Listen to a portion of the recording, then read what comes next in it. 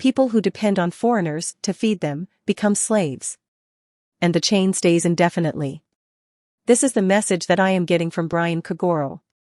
In a world where borders are blurred by global challenges, the flow of foreign aid is a lifeline for many. But when does the lifeline start to bind rather than liberate? Dependency begins subtly. A bag grain, a loan, a promise of prosperity. But with each passing day, the scales tip, autonomy fades, and self-reliance becomes a distant memory. Foreign aid, when not managed properly, can cripple the local industries. It is like giving someone fish instead of teaching them how to fish. The cultural identity is at stake. You find people are losing their languages, their traditions, the very sense of self to this wave of external influence. The road to self-determination is long and fraught with challenges. For when we depend on ourselves, the only chains we wear are those of our own making. This chap does drop a lot of nuggets along the way. Think about it, African presidents do not invest in their own countries. They do not invest in the countries that they rule. Why? Brian is telling Africans to unite and build Africa. Africa must unite and build up for the continent. The continent is crying for good and honest leaders. Many people are misguided and trapped in the triangularly matriculated system of politics, religion, and education that has enslaved Africans' brains and bodies for more than 500 years plus. Hat to me sounds like Armageddon.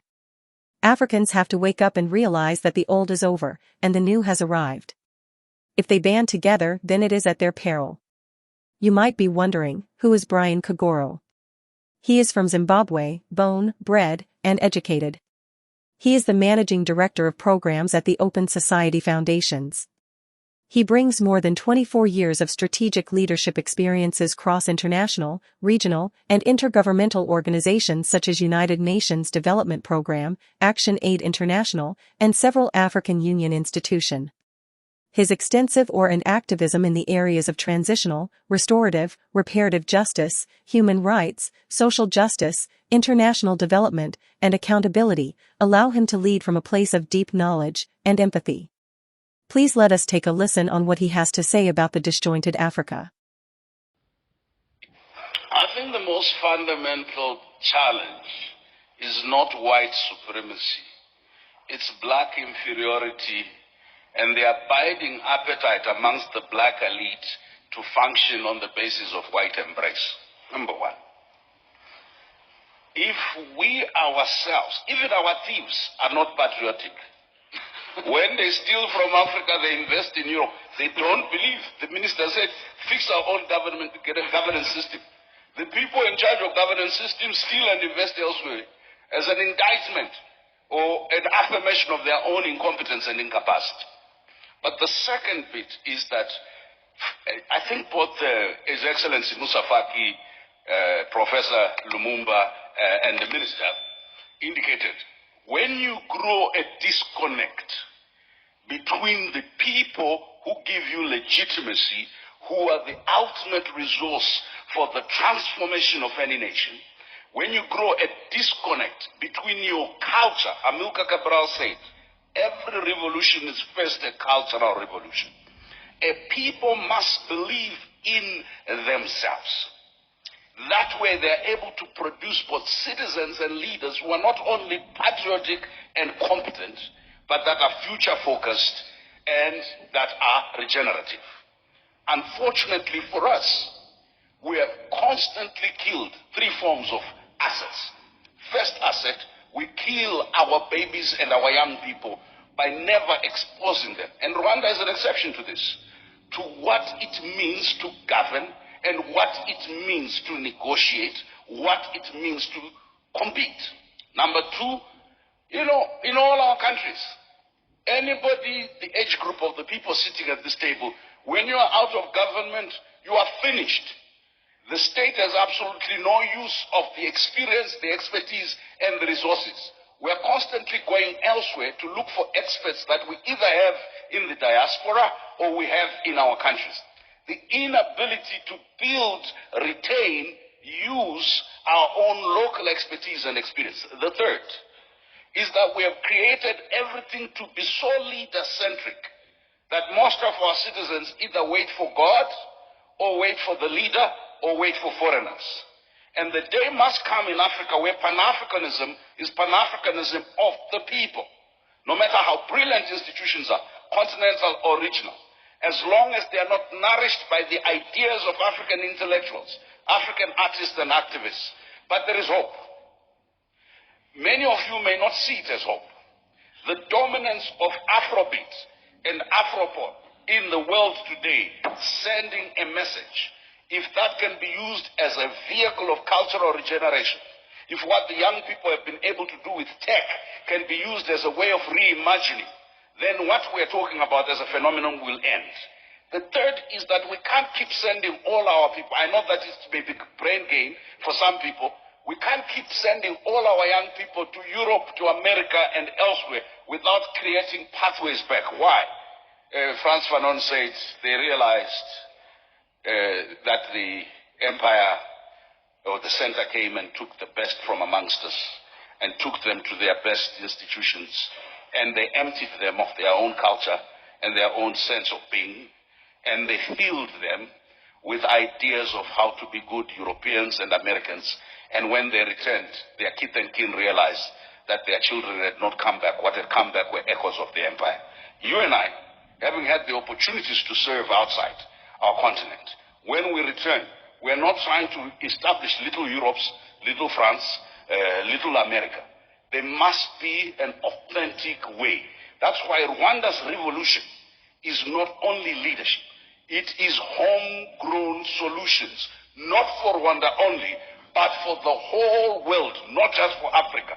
We cannot assert ourselves culturally, intellectually, spiritually, as long as we are leprous and dependent. We do not, and we have not controlled our mining sector.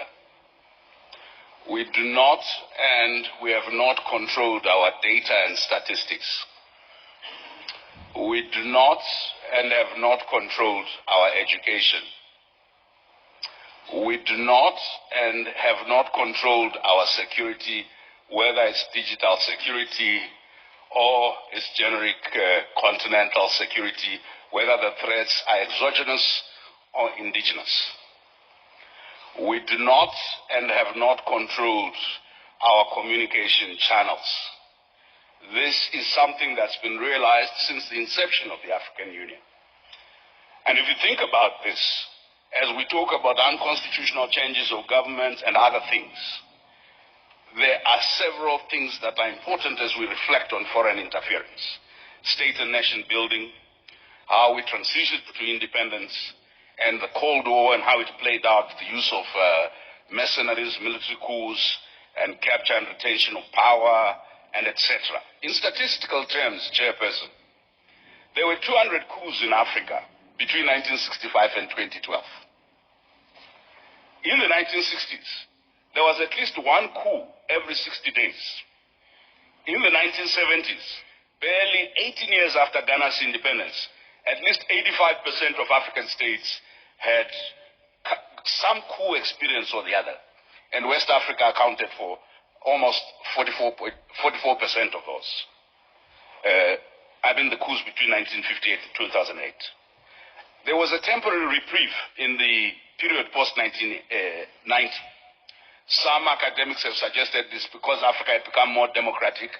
I want to disabuse you of that notion because it's lazy intellectualism. What had changed was that Western interest in a unipolar world, in changing regimes, had dissipated. The West no longer needed to use force. There was no competitor, either ideological or otherwise.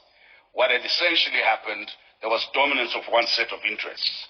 So as we reflect on unconstitutional change of government, it's not just mere tinkering at the local level, but it's also what explains the ouster of Nkrumah, the assassination of Lumumba, the assassination of Sankara, the assassination of Amilcar Cabral, the assassination of Samora Machel, the ouster of Sekou Touré. What is the fact? That in a unipolar world, the appetite to change had dissipated. As we see greater polarization between the West, the East, and the Middle, we're going to see once again an intensification of interference. Less than 15% of that interference, Chair, will be justified as follows: protecting and promoting human rights or preventing genocide, protecting lives and property of citizens, fighting terrorism, violent extremism, or stopping some form of unproductive ideology. However, what we know, no intervention happens except it is in the interest and the propagation of the political, economic, social, cultural, racial, and other strategic interests of those who have power. But there are direct consequences, and have been for Africa, which are chaos and instability, retarded development, internationalization of conflicts, regional instability, destruction of cultural and other heritages we saw in Timbuktu, destruction of state institutions and public services, warlordism and violent extremism as we've seen in the Horn and in the Sahel, collapse of the formal economy, and debt, poverty and inequality, sexual and gender-based violence, and the pillage of our economies. Now, if we imagine in this framing that these are what we're dealing with, what are those channels of transmission? I want to suggest to you, Chair, that the first transmission of interference is an incompetent, corrupt, and ideologically unclear leadership. The second is a structure in the bureaucracy of government and administration that is beholden to the white gaze or to external gaze. Within the public administration, you harvest intelligence and you harvest division. The third is religion, as you rightly said. Religion, and it's not just Christianity. We've seen the competition for different sects of Islam in the Horn, in the Mediterranean. And it's not just religion, it's NGOs, international and national. Not just those, but churches as well. And I'm talking about these as institutions. But ultimately, Steve Biko described the vector of interference.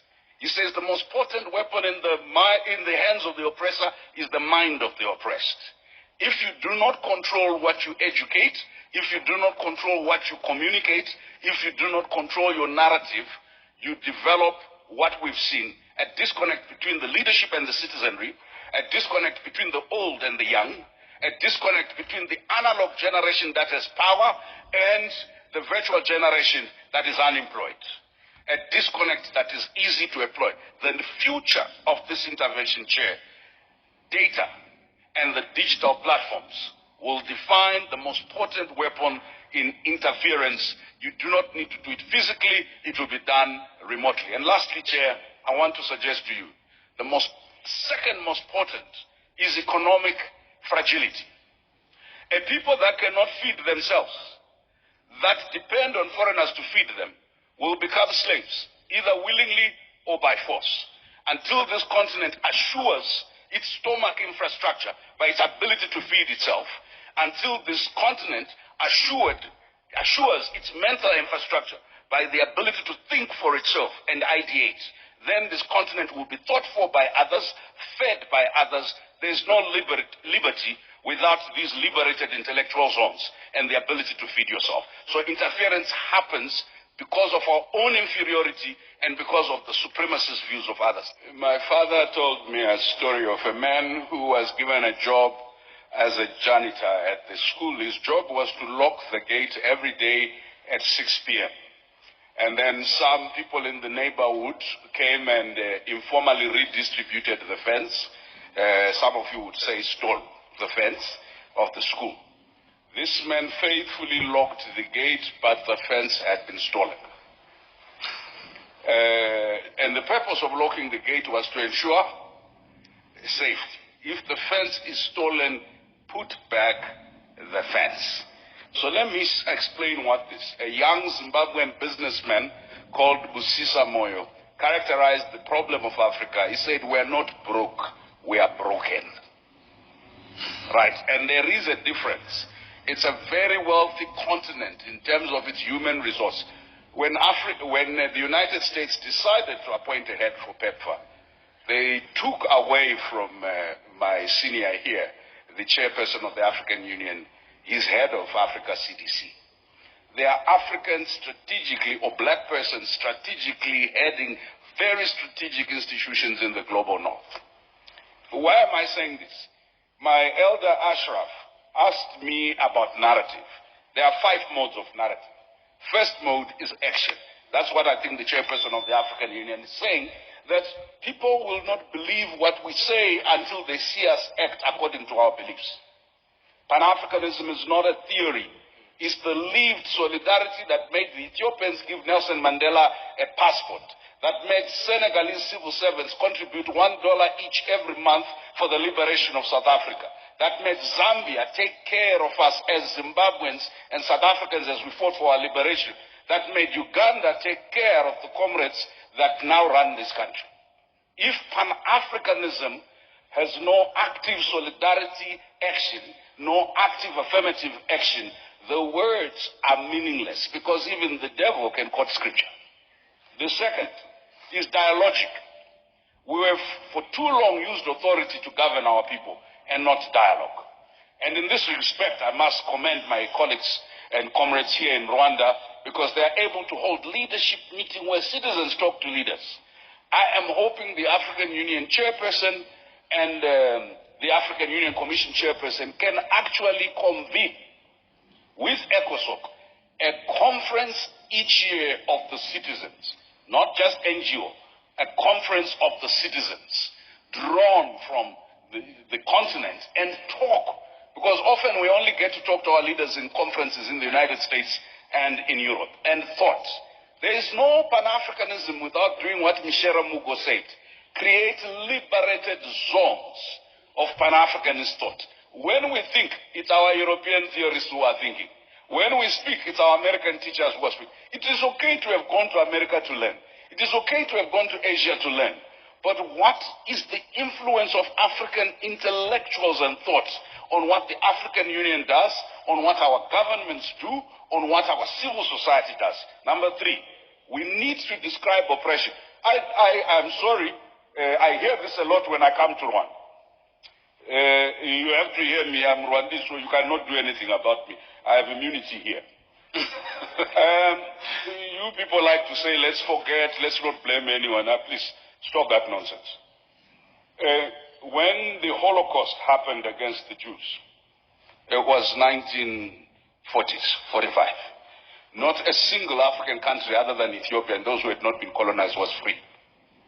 The first African country got independent 1957. There is not a single Jewish person who will allow you to forget the Holocaust. And in fact, there are crimes, not just in Israel, across the world against denial of the Holocaust. U.S. foreign policy, Israeli foreign policy is very key. It's a central issue. Africans, for some reason, must forget something that happened 50 years ago, if you are Zimbabwe 80 years ago. Listen, we must always remind our friends from Europe and elsewhere that slavery was a crime against humanity, as is colonialism and neocolonialism. That killing Sankara in 1984 because you are opposed to communism and plunging his country into chaos that you are now trying to solve as a problem of poor governance is a shared responsibility. So, we will take responsibility for our nakedness. But for goodness sake, a naked emperor cannot lecture us about how to be clothed. And I'll tell you the contradictions. When Europeans first came here, if you come to the south of the continent, ladies did not wear long skirts. And they did not cover their top. Then they said, no, that's indecent. So we covered everything, including the head. And then the Europeans have decided to go nude now. Now the dress code in Europe is pre-colonial Africa. And then when our kids try and dress up that way, we say it's un-African.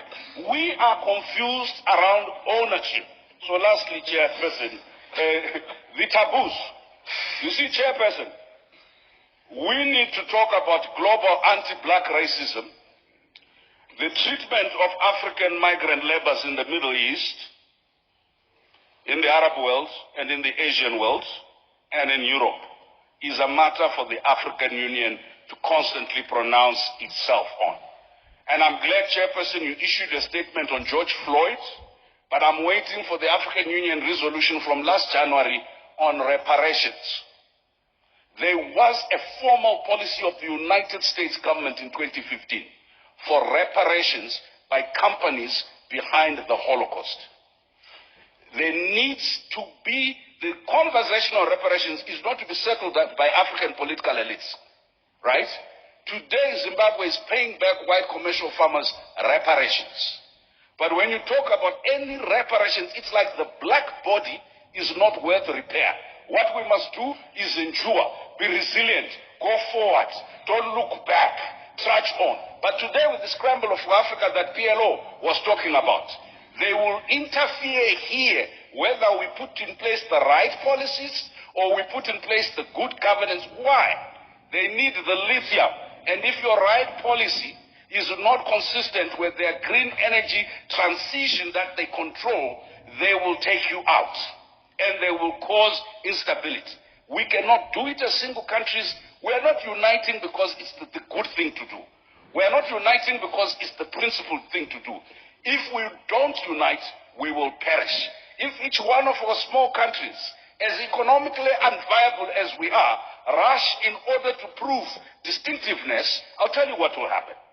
We will be so fragmented intellectually, politically. Our institutions will have no meaning. Let me end with something more positive.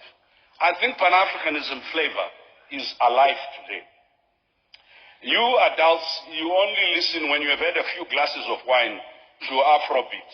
And of course, you don't like this thing. They're always singing about body parts and so on and so forth.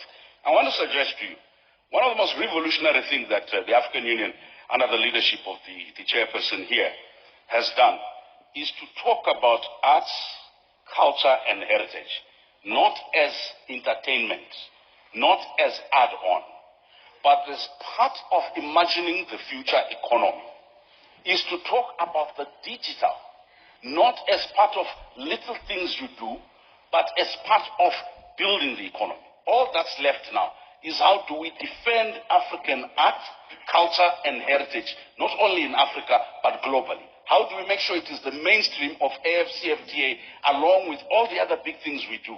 And how do we, in the digital economy, make sure we are not consumers of products that are produced elsewhere and not part of the production chain? If we do that, our Pan-Africanism is economic, our Pan-Africanism is cultural, our Pan-Africanism is intellectual, our Pan-Africanism is also spiritual. Just remember what Chinua Achebe said. We are not the children of Africa. We are the parents of Africa, because the Africa that we want is yet to be born. And we are the ones that history has charged with the responsibility to give birth to the Africa we want. So whatever we are frustrated with respect to the African Union, our responsibility is how do we make the normative frameworks and the institutions work, but how do we build the repository of expertise so that the African Union at any given time has access to the best brains, the best technical expertise in any field on the continent. The intervention in Iraq was couched in very benign terms. The intervention in Libya was couched in benign terms. I could give you 100 interventions where the justification, objectively speaking, was on the basis that there was evidence either of genocide or evidence. I'm sitting in Rwanda. The international community stood by as the genocide against the Tutsi happened. Yet in the same year, they were intervening in West Africa. The construct of benign and malign is controlled and related to the question of narrative and strategic self-interest. We've often not paid enough attention, and thank you, Chairperson of the African Union, for educating us on how the international fora of decision-making, the Security Council, and other fora, including at some stage how we transact within the International Criminal Court and other platforms. That evidence, and that was my point, we don't control data, we don't control digital platforms, we therefore are not controlling narrative in both analog and digital forms. What can practically be done? We do need to speak to Europeans, not as victims, because the erasure of the contribution in European consciousness of Africans to modernity and civility has constructed a white supremacist views that sees the evolution of modernity as a singularly European contribution. And it is only now that our young researchers are beginning to excavate the contributions of black people, of Africans, towards inventions. Because until now, the province of economy was not the province of black people. In my country, in Zimbabwe, when land was taken, a British court gave a judgment that said, the question before them and who owned the land, they said, one thing is certain, it cannot be the native because the native has no sense of ownership. It was on that basis that land was taken. Number two, on the question of economics, even we pejoratively only talk about our people as informal law, informal economy, yet the informal economy is formal. That's how India developed through its cottage industry. We have a psychotic addiction to colonial definitions of what, and that's why Professor Ashraf is correct. It's not just a narrative about our contribution historically. It's a narrative about our contribution now. Our young people who developed M-Pesa, which is now being used globally, who developed Ushahidi, which has been used by over 300,000 organizations, including the Japanese, the US military, and the NATO forces, are never sufficiently credited. Why? Because it is not in the current psyche of most Europeans possible that Africans are anything else except the object of charity that deserve our mercy and our pity. Why? Because they are governed by tyrants, right? Or Africans are incapable of ethics. And we've constantly said that Switzerland, which received the Abacha loot, which received the loot from the then Zaire, now DRC, has constantly been ranked in anti-corruption indices as the cleanest country in the world. PLO and I are lawyers. The receipt of stolen property is theft at law. How is it that you will have Nigeria and Kenya ranked so far, and yet the country that receives the money ranks so up? I think that if you're changing narrative, you also have to change behavior. Our African leaders and citizens constantly confirm the European caricature, an object of pity. When we come into this crisis, we can never transact revolution in courtesy. I like to be civil, to be courteous, right? But each time I start pointing to atrocities committed by African governments, the Europeans and the Americans cheer me up. Each time I refer to the historical atrocities and continuing atrocities committed first by governments and by companies that are dumping cyanide into our underground water and nuclear waste, right? You know what it is said? This is retrogressive. It's undermining investment. It's again, listen, we cannot win the narrative battle by arguing in pockets. They are happy us talking about our localized, indigenized oppression. They are never happy us talking about the question of distribution and redistribution of the global economy, of global power. And what Nkrumah and others realized in 1963 at the founding conference, if Africa is not represented, if Africa does not own its narrative, but you can't own your narrative if your leadership is totally disconnected from its people.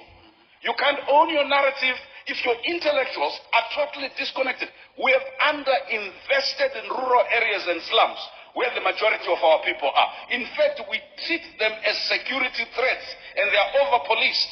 Number two, we have underinvested in our academic and research institutions. We'd rather bring McKinsey and bring Deloitte in touch. They will help us do AU reform. Why? Because there are no African consultancies that we know. Even if they exist, we have no relationship with them to help us with AU reforms, with anything else. And this is not a pronouncement on McKinsey or Deloitte. It's a pronouncement on ourselves. We have not, as a leadership, begun to recognize that the native is capable of knowledge. The native is capable of economy. The native is capable of invention. You can't change the narrative if the starting premise is we're trying to be like Europe and to catch up. We can't change the narrative when we're constantly trying to learn from others without understanding, and I'll end with that, what William Tunga said, the former Chief Justice of Kenya. He says, let's not engage in this romanticist view that there can only be one way to learn. We first must indigenize knowledge. That's what I say. Learn from our culture and traditions. Number two, we must diversify who we learn from. We can not only learn from the West. We need to learn from everybody who has something to teach. Number 3, we must domesticate what we learn. If we're going to learn anything, let's domesticate. I think the chairperson and the minister said it's consciousness. Narrative is first and foremost by realizing self-worth, self-belief, and looking inward so that when you look outward, it is to supplement not a vacuous state of nothingness and inferiority, but it is to supplement a very stable, solid foundation where your culture, where your values, where your value for people is important. Wow.